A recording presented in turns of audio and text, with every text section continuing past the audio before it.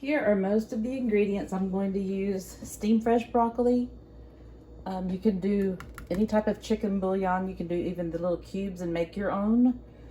I'm going to reverse this and just make it and then see how many cups of cheese I actually use and how many cups of mushroom soup and how much butter. The milk too, I'll let you know down below what recipe it actually is. And I like to use these little chopped onions, but you can use any type you want. These are frozen, and I just mush them up and try to cook them in the butter until they're translucent. The frozen broccoli, I think, cooks for 4 minutes, and I've got that going. I'm gonna do 2 packages of it. But while I do that, I'm starting to melt the butter in this big soup pan here. And yeah, I think I'll just use the whole stick.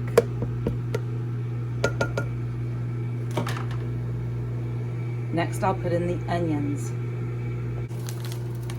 I'm using salted organic butter, but just because that's what I found, I accidentally got reduced sodium chicken broth. You can do whatever and add salt at the end if you prefer that, but I like it salty.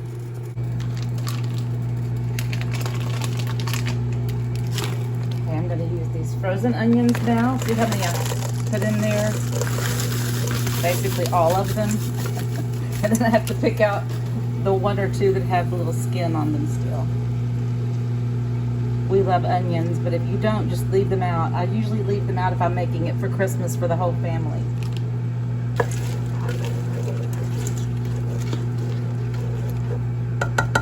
And I've got my stove turned to about, I guess, high.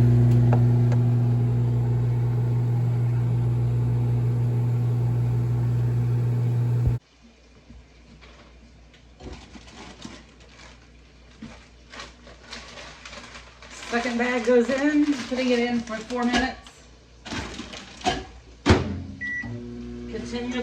Continue to stir the onions.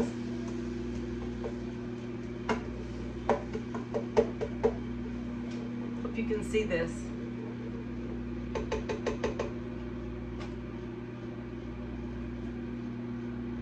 The onions still smell really strong, so I'm going to keep that going for a while longer. Probably the whole time that the broccoli cooks. So this is 10.8 ounces, so I'm going to use about 22 ounces total of broccoli. I haven't always done that. I haven't always used the florettes, or however you say that, florets. I've used the chopped before, but this is just what has morphed. I think my niece Molly started doubling the broccoli, and then Laurie started doing her own. Let's see, she puts it on baked potatoes for a topping, so she may leave out some of the milk. All right, so that the butter doesn't burn, I'm gonna go ahead and add in this entire thing of chicken broth to the pot.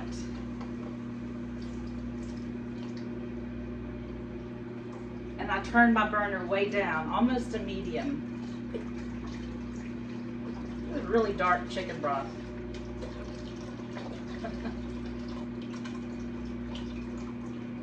I'm trying to use this up from Thanksgiving, so yeah, it's still good. I had to guess what year it was.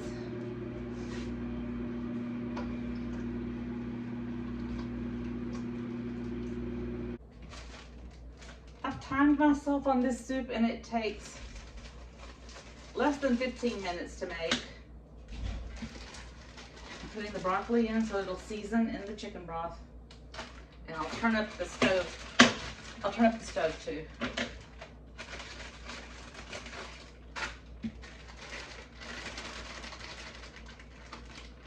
Probably to medium high.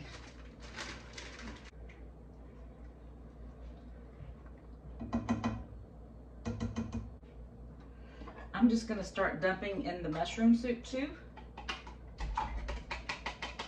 Let it thicken up a little bit.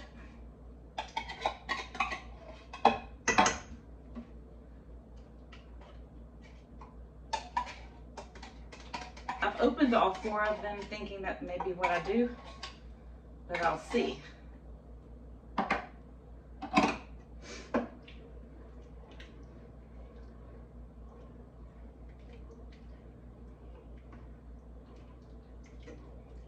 Yeah, I'm going to use 2 more because by the time I thicken it up with the soup, then I'll thin it down with the milk.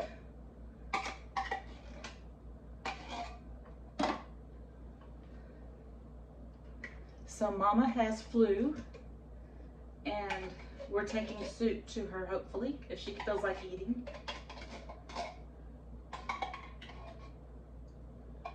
Laurie took, I think, Chick-fil-A soup tonight, but I'm going to take this tomorrow.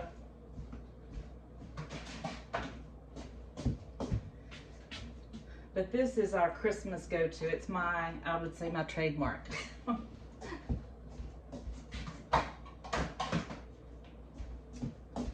And I'll tell you why. Long ago, my grandmother Pogue made oyster stew every Christmas Eve.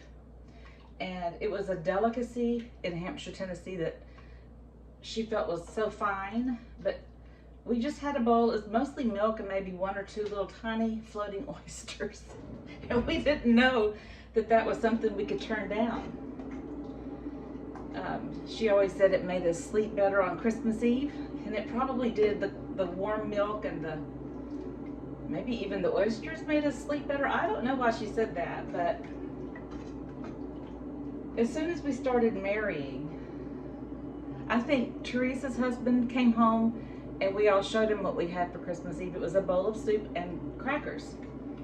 And I think he might have been shocked. I don't know. I don't remember his response. But I know when I married David and I took him home to the farm where we spent every Christmas, and grandmother started cooking the oyster stew and the whole house smelled up of oysters, I could tell he was not going to be willing to give it a try. So when he withstood and said no thank you, everybody said no thank you. And grandmother had this huge pot of leftover oyster stew, and to her it was one of the finest things she could fix there in the middle of winter. So anyway, the next year I made broccoli soup, and we substituted that for the rest of the time. I've made broccoli soup, I think, every Christmas Eve. And literally the only thing that can go wrong, and it's really bad if it goes wrong, the only thing that can go wrong is after you put in the cheese, you have to stir it and you have to turn it on low.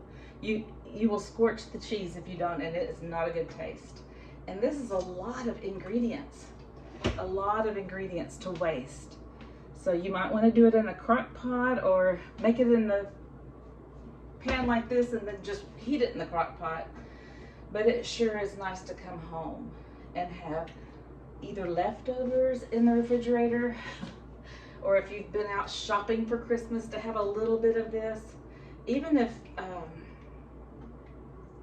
you know, you come home Christmas night and you're just exhausted, it tastes so good. I love the leftovers. All right, now it's time for the cheese. I think I always do the cheese next because this is so hot it'll melt it. And I'm just guessing this is 1 pound, but you could see some of it was missing. So I'll do my best judgment on that. And turn the stove down, Kelsey. If you're making it, turn it down there. Kelsey makes this. Kelsey and Mike eat this soup, and I know Molly eats it a lot. It's one of their go-tos, and it is definitely one of my sister Laurie's things she makes. Okay, so it's starting to melt. Where I got the original recipe was from Debbie Starks long ago. And she was my friend who was in supper club. We were in supper club together. She's the one when Addison was born. Dr. City, she worked for Dr. City. And when Addison was born, Debbie called me right about Christmas time, right about now. Closer to Christmas. And asked if we wanted a baby. It was the biggest thing. We'd already had one baby, we'd already been able to get one baby adopted from Dr. City. And this was special because Addison, who came from Debbie Stark's phone call, Addison was now a sister to Ashton. I think about that every time I make this soup, about the recipe from Debbie Stark's and the friendship in those young years when you start eating at other people's houses and tasting their food, their recipes. Okay, now I'm gonna have to take the phone down to show you my milk trick. I'm stirring it, basically making the cheese, scraping it at the bottom, making sure it's not sticking while the stove is turned to medium up there. And now it's time to add the milk. I think the cheese is pretty well melted. Okay, so instead of measuring and getting out a cup and all of that, I'm just going to add until the pot of soup raises 1 inch. So if you can visualize looking there where my finger is, I may not pour it quite that full because I like it a little bit thick. I think that's good. And did you see the milk make the soup rise? Now when that happens, if you've used reduced sodium broth, or of course the broccoli is not seasoned, you will want to add in some salt and pepper. And I'm gonna have to put my phone down to crack the pepper and the salt in there. I'm gonna give it a generous portion of salt and pepper. It's almost ready. When it gets heated through, it'll be ready. I sometimes wonder if this even resembles the soup that Debbie makes. I'm gonna start cracking in the salt, a lot of salt, for all those cups of milk. And we love pepper. Stir it through. And I hope Mother can taste this tomorrow. It makes her feel better. It seems like we've had a lot of sickness. I had hand, foot, and mouth disease.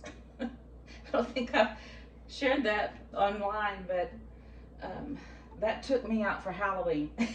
And then COVID took us out for Thanksgiving. So we're hoping that this flu, I hope it doesn't take Mother out for Christmas. Completely hope this soup makes her feel better. And just for simplicity, on Christmas Eve, I always take bags of individual goldfish crackers where the children can just eat one at if we're outside doing the devotional, or wherever we are, the young ones can start on the crackers. And my sister Teresa usually orders chicken nuggets and things from Chick-fil-A, so this goes really well after Mother has put on a fabulous lunch for Christmas. I'm gonna go ahead and serve it up even though the cheese is still melting. But I am going to turn it off. Don't ever leave it on. And I need a ladle.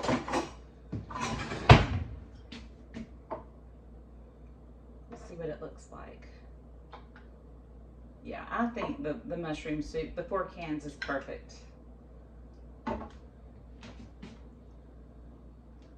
Merry Christmas.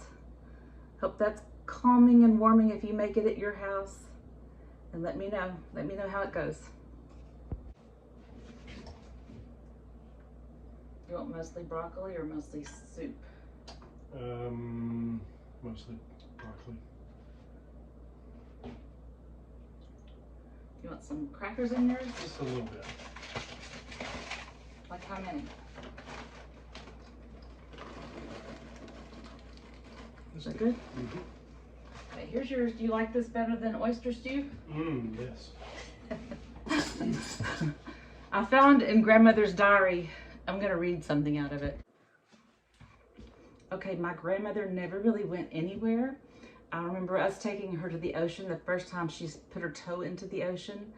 And my granddaddy had been to Paris, and in the World War I, he'd been at the Argonne Cemetery for a whole year, and she'd never really been out of Tennessee, I don't think, until she came to see us in Arkansas.